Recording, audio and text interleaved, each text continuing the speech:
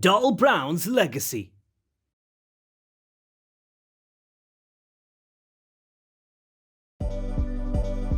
You might not know what to do if your partner did not tell you they have herpes or another sexually transmitted infection or STI.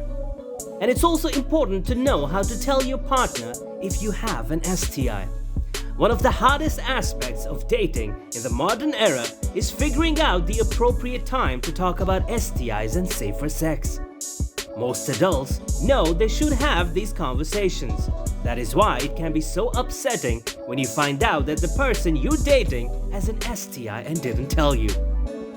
It may make it a little less painful to find out that they thought they had a good reason not to tell you, even if that reason was wrong. Telling someone you have an STI is hard, even if you know you should. And here are the reasons why people sometimes don't tell their sexual partners when they have an STI. Some of them are understandable, others not so much. People cannot disclose information about infections they don't know they have. A lot of people assume that if they don't have any STI symptoms, they don't have an STI. That's simply not true. That's why testing is so important. Comprehensive STI testing isn't part of routine medical care. That means that people need to actively seek out medical screening for STIs. It's the only way for them to have an accurate idea of their status. Unfortunately, lots of times they don't. Often, they don't even know they should.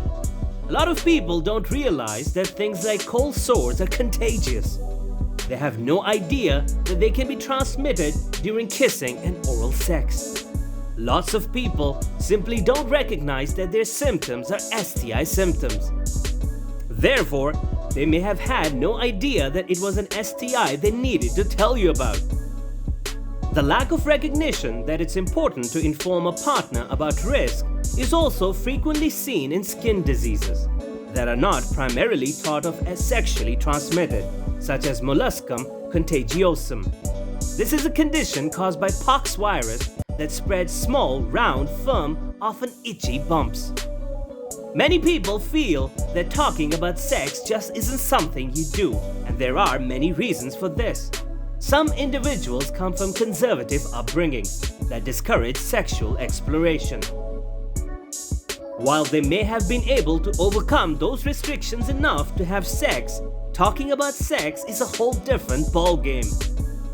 For many, talking about sex can be scarier and more sinful than actually having it. On the other hand, a person can be so wrapped up in their own problems that it simply doesn't occur to them that if they have an STI, their partner may have it too. They're so focused on getting treated and moving on that they don't notify their partners about getting tested and treated. They just hope that their symptoms will go away before anyone notices. Unsurprisingly, they often end up with recurrent STI infections. Fortunately, most people have good intentions. They don't want to hurt the people they're involved with. They want to do what's right. They just don't know how to go about doing so or when. It's hard to figure out at what point in a relationship it's appropriate to let your partner know you have an STI. Before you have sex seems like a clear boundary, but do you have to talk about it before you kiss for the first time? What if they kiss you?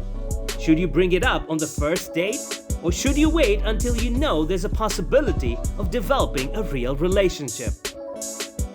These are really difficult questions for people to answer, particularly for highly stigmatized STIs like HIV and herpes.